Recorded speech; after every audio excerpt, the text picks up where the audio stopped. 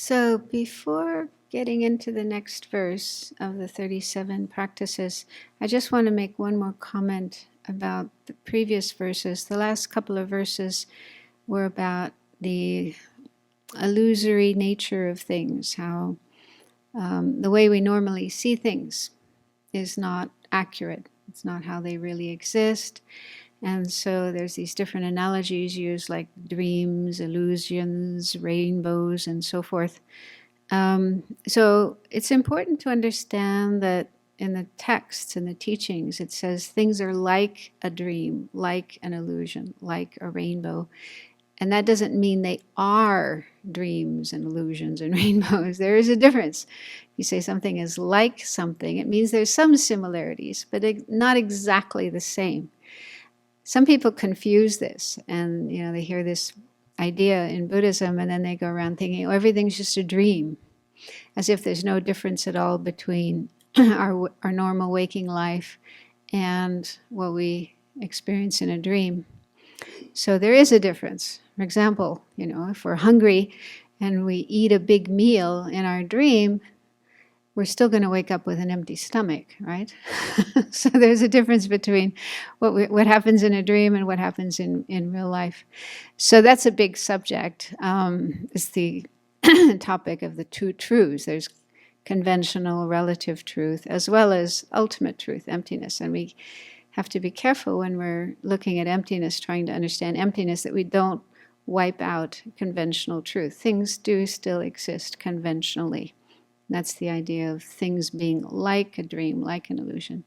They do exist, but not as real as they normally appear to us. Okay.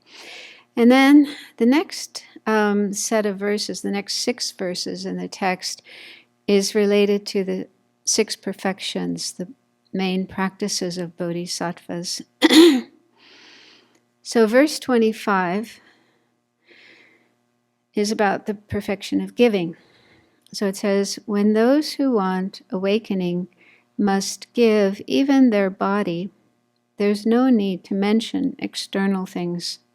Therefore, without hope for a return or any fruition, give generously. This is the practice of bodhisattvas. So, Venerable Children in her recent talks spoke about generosity in the context of the 7 jewels of Aryas.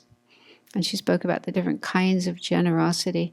So I won't repeat that information, but I'll talk about other aspects of this practice. For example, in case it's a difficult practice for you. I mean, some people, I think, just are naturally generous. It just comes naturally to them, and they enjoy doing it. They don't have too much difficulty with it.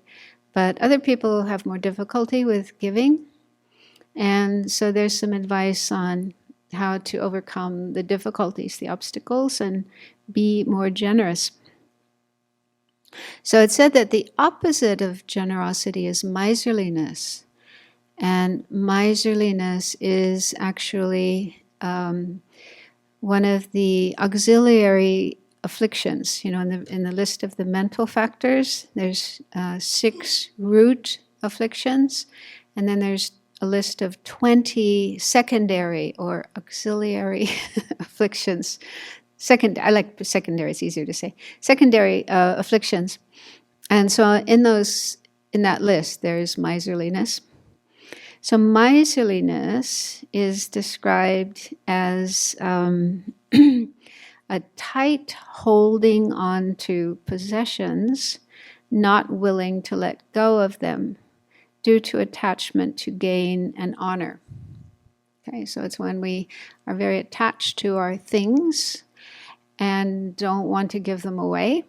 And it says it's due to attachment to gain and honor. Well, I think gain makes sense. We want those things for ourselves. But honor is interesting. Perhaps what that means is there's a certain shame involved with not having things, right? So if other people have more than you do, or you're lacking in certain things, there may be a sense of shame in being without, being impoverished. So there's a certain pride in having things, being well off. So the root of it is attachment. It's mainly about attachment. So if we have this state, probably most people do to a certain extent. We may be willing to give certain things, but other things, no, I can't give that. That's mine. So I think it's a factor that everybody has to some extent. And so to work on decreasing miserliness and increasing generosity, we can compare the two states of mind and the results. So it said that miserliness, the karmic result of miserliness is lower rebirth, especially as a hungry ghost. Being born as a hungry ghost, we've all heard those horrible experiences, is mainly the result of miserliness. So it's just really ironic in a way, if you think about it, because when we're miserly, it's because we feel, I have to keep these things for myself, otherwise I will be without, I will be poor, I will be short of things. So the idea is we want to make sure we have things for ourselves. But the karmic result of that is that we'll find ourselves without things, poor, starving, and so on.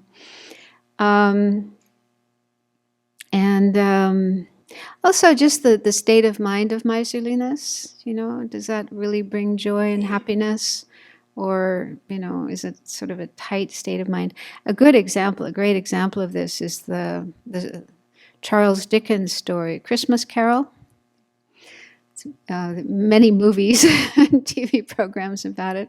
I really love that story. It's so good. It really shows very clearly the comparative results of miserliness on the one hand, being very miserly and tight, and he was a very unhappy person when he was in that state. Not at all happy, even though he had lots and lots of money, but he didn't have any friends. He didn't know how to get along with people, and he wasn't really joyful. And then he changed. He went through these kind of spiritual experiences, and then became very, very generous and very joyful, and had really good connections with others. So I think that's a good illustration of the faults of miserliness and the benefits of generosity. So we can also contemplate the benefits of generosity. So karmically, it's the cause of good rebirths in our future lives, being born as a human being or as a deva in the heavenly realms, and also having resources. Okay, so that's the result of giving. The result of giving is having, receiving, getting things. You may not get them right away. Don't expect a check in the mail the next day, but eventually, But I have had that kind of experience. Almost immediately after giving something, I receive something. So sometimes it happens quite fast. And then in a more long-term sense, liberation and enlightenment. Okay, so if we want to achieve these higher states of mind, we need to practice giving.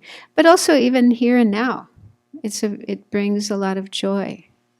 Okay, so I think we can all experience that when we practice giving. It makes us feel happy, and it makes others feel happy too. I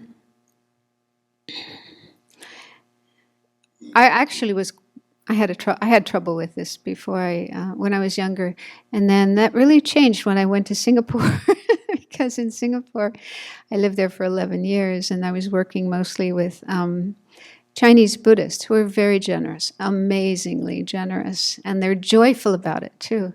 So I really found that being around people like that who are generous kind of brings it out in you. It makes it easier for you to be generous as well, and then you can experience the joys of generosity and the results of that. It's also helpful to contemplate impermanence and death, that we're not going to be able to keep our things with us forever. We have to separate from them eventually, at the end of this life. So it's better to start giving. Doesn't mean we have to give away everything. You have to keep a certain amount for yourself and your family, but at least start practicing generosity. Start giving those things away now. And it's also recommended that we, right from the beginning, we may not be able to give huge quantities of things, but start with small things, small amounts of things. And the most important thing isn't how much we give, but our motivation, having a really good motivation. And there's a story in the Tibetan tradition about a man who was extremely miserly. He couldn't give away anything, even something really tiny. So his teacher asked him to start giving to himself, to handing something from one hand to the other. So just to get used to that, something leaving his hand, even though it was just going to his other hand. But after doing that for a while, then he was able to start giving something to others, something small, small coin or a cup of tea or whatever. So gradually, practicing in a small way like that, we can build up the habit, and it gets easier to give more. And it's also helpful to work on other antidotes to attachment, since attachment is one of the obstacles to giving. So meditate on the faults, like we've been looking at, the faults of material things, material pleasures, sensory pleasures, that these don't bring real long-lasting happiness. So working on decreasing our attachment will also help. And also we can work on practicing giving in visualization, like in the practice of Tonglen, where you visualize giving your body, your resources, and so on to others. So that can also help us to build up the habit of giving. And then it mentions here at the end, without hope for return or any fruition. So ideally, when we give, it's not easy, but we should not have expectations of receiving anything in return, even a thank you, even a show of appreciation. Because then if that doesn't come, you can get upset and think, give it back, So try as much as possible not to expect anything in return, and also not be attached even to the merit, even though there is a lot of merit in giving. It says a bodhisattva will give away even the merit of giving, not be attached to that, but think, by this merit, may all beings be happy, may I become enlightened and help all living beings. So anyway, there's a lot to this topic of giving. In the Lamrim Chenmo, there's a very, very extensive explanation of giving and all the different aspects, so it's very rich. Okay, so this is just a little bit on that topic. Thank you.